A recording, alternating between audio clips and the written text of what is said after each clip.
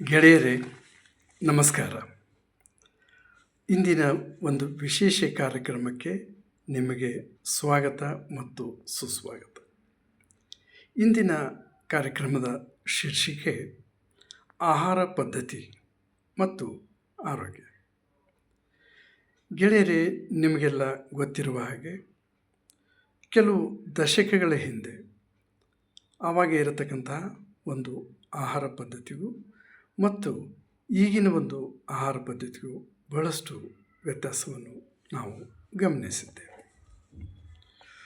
ಮೊದಲು ಇಡ್ಲಿ, ದೋಸೆ ಮತ್ತು ಪಾರಂಪರಿಕ ಆಹಾರಗಳಾದಂತಹ ಈ ತರಕಾರಿಗಳು, ಬೇಳೆಗಳಿಂದ ಮಾಡಿರ್ತಕ್ಕಂಥ ಪದಾರ್ಥಗಳು, ಇವುಗಳಿಂದ ಆರೋಗ್ಯಪೂರ್ಣವಾದಂತಹ ಒಂದು ವ್ಯಂಜನಗಳನ್ನು ತಯಾರಿಸ್ತಿದ್ದರು.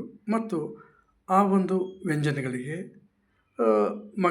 ಚಿಕ್ಕ ಮಕ್ಕಳಾಗಲಿ ದೊಡ್ಡವರಾಗಲಿ ಎಲ್ಲರೂ ಆ ಒಂದು ಪಾರಂಪರಿಕ ಮತ್ತು ಆರೋಗ್ಯಪೂರ್ಣವಾಗಿ ಇರತಕ್ಕಂತಹ ಒಂದು ಆಹಾರ ಪದ್ಧತಿಗೆ ಎಲ್ಲರೂ ಹೊಂದಿಕೊಂಡಿದ್ದರು. ಆದರೆ ಇತ್ತೀಚೆಗೆ ನಾವು ಗಮನಿಸಿದಾಗ ಚಿಕ್ಕ ಮಕ್ಕಳಿಂದ ಹಿಡಿದು ದೊಡ್ಡವರವರೆಗೆ ಎಲ್ಲರೂ ಫಾಸ್ಟ್ ಫುಡ್, ಅತ್ಯಂತ ವೇಗವಾಗಿ ಸಿಗ್ತಕ್ಕಂಥ ಅಥವಾ ರೆಡಿಮೇಡ್ ಆಹಾರಕ್ಕೆ ಮಾರು ಹೋಗಿ ಅವುಗಳಲ್ಲಿ ಇರತಕ್ಕಂತಹ ಒಂದು ಟೇಸ್ಟನರ್ ಮುಂತಾದವುಗಳಿಂದ ಅವರು ಮೊದಲಿನ ಆಹಾರ ಪದ್ಧತಿಗಳನ್ನು ಬಿಟ್ಟು ಈಗ ಫಾಸ್ಟ್ ಫುಡ್ಗಳಿಗೆ ಮೊರೆ ಹೋಗಿದ್ದಾರೆ.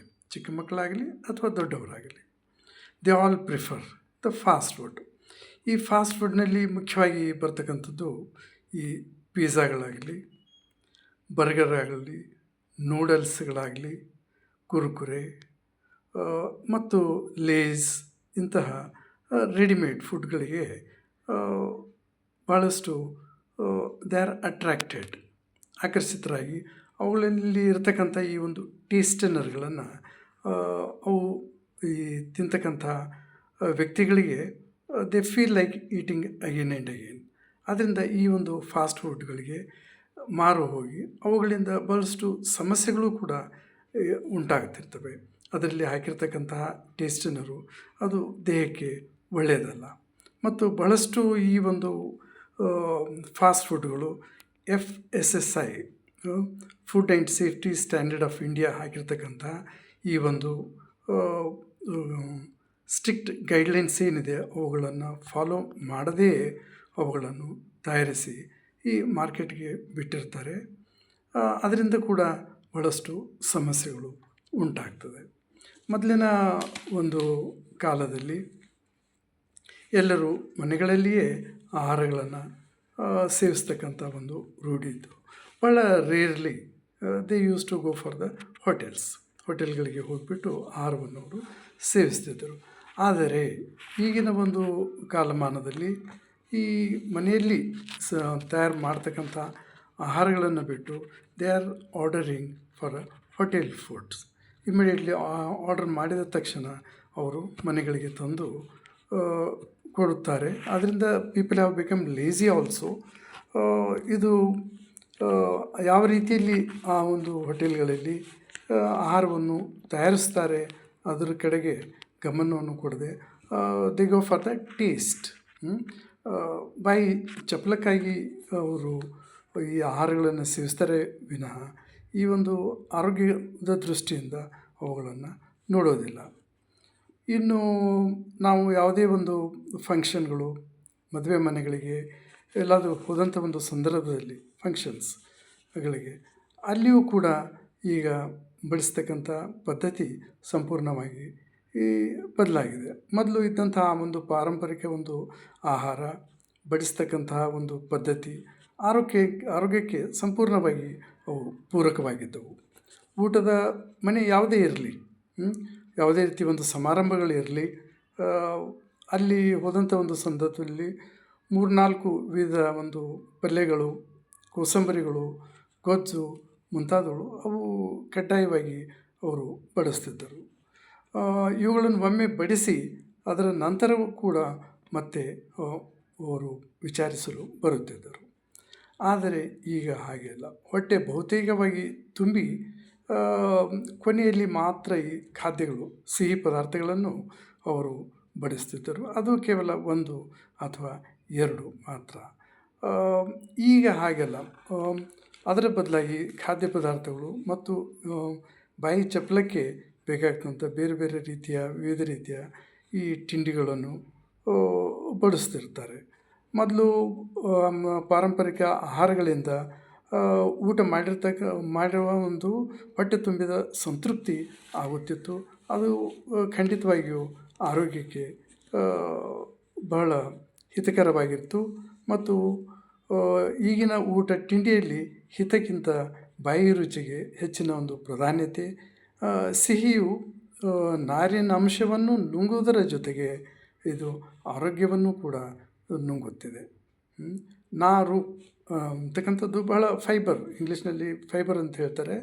ಆಹಾರದಲ್ಲಿ ಇದು ಅತ್ಯಂತ ಅಗತ್ಯವಾಗಿ ಇರತಕ್ಕಂತಹ ಒಂದು ಅಂಶ. ಇದು ಹೆಚ್ಚು ಸೊಪ್ಪು, ತರಕಾರಿಗಳು, ಇವುಗಳಲ್ಲಿ ಹೆಚ್ಚಿನ ಪ್ರಮಾಣದಲ್ಲಿ ಈ ಒಂದು ನಾರಿನ ಅಂಶ ಇರುತ್ತದೆ. ಇದು ತರಕಾರಿಗಳು, ಹಣ್ಣು ಹಂಪಲು, ಇಡೀ ಧಾನ್ಯಗಳು ಮತ್ತು ಬೇಳೆಕಾಳುಗಳು, ಸಿರಿಧಾನ್ಯಗಳಲ್ಲಿ ಹೆಚ್ಚು ಇದು ನಾರಿನಂಶವು ಇರುತ್ತದೆ. ತಿನ್ನುವ ಆಹಾರದಲ್ಲಿ ಈ ನಾರಿನಂಶ ಅಧಿಕವಾಗಿದ್ದಾಗ ಮಾತ್ರ ಹೊಟ್ಟೆ ಬೇಗನೆ ತುಂಬಿದ ಅನುಭವವಾಗಿ ತೃಪ್ತಿಯ ಒಂದು ಭಾವನೆಯನ್ನು ಮೂಡುತ್ತದೆ. ಆಗ ಅನ್ನ ಇಲ್ಲವೇ ಸಿಹಿ ಪದಾರ್ಥಗಳನ್ನು ಹೆಚ್ಚಾಗಿ ತಿನ್ನಬೇಕು ಅಂತ ಅನಿಸೋದಿಲ್ಲ. ಆದುದರಿಂದ ಶರ್ಕರೆ ಪಿಷ್ಟಾದಿಗಳು ಹೆಚ್ಚು ಇರತಕ್ಕಂಥ ನಾರಿನ ಒಂದು ಅಂಶ, ತೀರಾ ಕಡಿಮೆ ಇರತಕ್ಕಂಥ ಸಿಹಿ ತಿನಿಸುಗಳು, ಅನ್ನದಂಥ ಆಹಾರ ಜೀರ್ಣವಾಗುವುದರ ಜೊತೆಗೆ ಇವುಗಳಲ್ಲಿ ಇರತಕ್ಕಂಥ ಒಂದು ಸಕ್ಕರೆಯ ಅಂಶ ಹಸಿವನ್ನು ನಿಯಂತ್ರಿಸುವುದರ ಜೊತೆಗೆ ಸಮತೋಲನವನ್ನು ತಪ್ಪಿಸಿ ಮೆದುಳಿನಲ್ಲಿ ಇರತಕ್ಕಂತಹ ಕೇಂದ್ರಗಳನ್ನು ಪ್ರಚೋದಿಸುವುದರಿಂದ ಬೇಗ ಇದು ಹಸಿವು ಆಗುವಂತೆ ಮಾಡುತ್ತದೆ. ಇನ್ನು ಮಧುಮೇಹಿಗಳ ವಿಚಾರ ಹೇಳುವುದಾದರೆ ಈ ಸಮಸ್ಯೆ ಬಹಳಷ್ಟು ಹೆಚ್ಚು, ಹಸಿವಾಗ್ತಕ್ಕಂಥ ಒಂದು ಸಮಸ್ಯೆ ಹೆಚ್ಚು. ಹೀಗಾಗಿ ಅವರಿಗೆ ಹಸಿವು ಕೂಡ ಜಾಸ್ತಿ ಆಗ್ತದೆ. ಅದನ್ನು ತಣಿಸಲು ಸಿಹಿ ಪದಾರ್ಥಗಳನ್ನು ತಿನ್ನಬೇಕು ಅಂತ ಅನಿಸುತ್ತದೆ. ಇದಕ್ಕೆಲ್ಲ ಪರಿಹಾರ ಇರೋದು ನಾರಿನ ಪದಾರ್ಥಗಳಲ್ಲಿ ಮಾತ್ರ. ಆದ್ದರಿಂದ ಆಹಾರದಲ್ಲಿ ನಾರು ಹೆಚ್ಚಾಗಿರತಕ್ಕಂತಹ ಒಂದು ಹೆಚ್ಚಾದಂಥ ಸಂದರ್ಭಗಳಲ್ಲಿ ಜೀರ್ಣಕ್ರಿಯೆ ನಿಧಾನವಾಗಿ ನಡೆಯುತ್ತದೆ. ಕರುಳಿನಲ್ಲಿ ಸಕ್ಕರೆಯ ಅಂಶ ನಿಧಾನವಾಗಿ ಇದು ಹೀರಲ್ಪಡುತ್ತದೆ. ರಕ್ತದಲ್ಲಿನ ಸಕ್ಕರೆಯ ಮಟ್ಟ ಕೂಡ ಇದು ಕಾಯ್ದುಕೊಳ್ಳುವುದರಲ್ಲಿ ಸಹಕಾರಿಯಾಗ್ತದೆ. ಇದರಿಂದ ಬೇಗ ಹಸಿವು ಕೂಡ ಆಗೋದಿಲ್ಲ. ಇದು ಡಯಾಬಿಟಿಕ್ ಇರ್ತಕ್ಕಂಥ ವ್ಯಕ್ತಿಗಳಿಗೆ ಖಂಡಿತವಾಗಿಯೂ ಇಟ್ ಈಸ್ ವೆರಿ ಗುಡ್. ಮತ್ತೆ ಅವರು ತಿನ್ನಬೇಕು ಅಂತಕ್ಕಂಥ ಒಂದು ಬಯಕೆ ಕೂಡ ಆಗೋದಿಲ್ಲ. ಇನ್ನು ಈ ರೀತಿಯ ಒಂದು ಫೈಬರ್ನ ಉಪಯೋಗದಿಂದ ಆಹಾರದಲ್ಲಿ ಕರುಳಿನ ಕ್ಯಾನ್ಸರ್ನಂತಹ ತೊಂದರೆಗಳು ಖಂಡಿತವಾಗಿಯೂ ಇವು ತಪ್ತವೆ. ಮತ್ತು ಜೀರ್ಣಕ್ರಿಯೆಯಲ್ಲಿ ಸಹಕಾರಿಯಾಗಿರ್ತಕ್ಕಂಥ ಈ ಕರುಳಿನ ಉಪಯುಕ್ತ ಬ್ಯಾಕ್ಟೀರಿಯಾಗಳು, ಈಸ್ಟ್ಗಳು, ನಾರೇ ಅದಕ್ಕೆ ಆಹಾರ. ಹೀಗಾಗಿ ನಾವು ತಿನ್ನುವ ಆಹಾರದಲ್ಲಿ ನಾರಿನಂಶ ಅಗತ್ಯ ಪ್ರಮಾಣದಲ್ಲಿ ಇದು ಇರಲೇಬೇಕು. ಇನ್ನು ಎಲೆಗಳಲ್ಲಿ ಬಗೆಯಾದಂಥ ಆಹಾರ ಪದಾರ್ಥಗಳನ್ನು ಬದಲಿಸಿಕೊಳ್ಳಬೇಕಾದಂಥ ಒಂದು ಅವಶ್ಯಕತೆ ಈಗ ಇದೆ. ಆಹಾರ ಶೈಲಿಯಲ್ಲಿ ಬದಲಾವಣೆ ಮಾಡಿಕೊಳ್ಳುವ ಅವಶ್ಯಕತೆ ಇದ್ದೇ ಇದೆ. ಒಂದು ಸಂದರ್ಭದಲ್ಲಿ ಇದು ಆಗದೇ ಇದ್ದರೆ ಆರೋಗ್ಯ ಹದಗೆಡುವುದು ಖಂಡಿತ. ಆದ್ದರಿಂದ ಆರೋಗ್ಯಪೂರ್ಣವಾಗಿ ಇರಲು ನಾವು ಖಂಡಿತವಾಗಿಯೂ ಈ ನಾರಿನ ಅಂಶಗಳು ನಮ್ಮ ಆಹಾರದಲ್ಲಿ ಇರಲೇಬೇಕು. ಇನ್ನು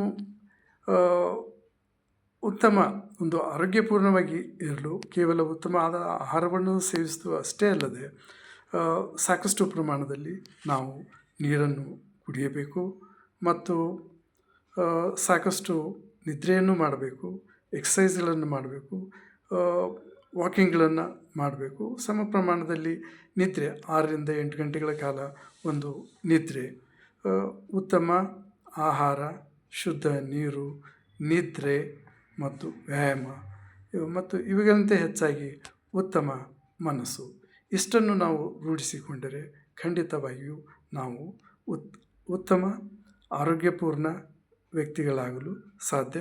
ಉತ್ತಮ ಆರೋಗ್ಯದೊಂದಿಗೆ ಉತ್ತಮ ಸಮಾಜವನ್ನು ಕೂಡ ನಾವು ನಿರ್ಮಾಣ ಮಾಡಬಹುದು.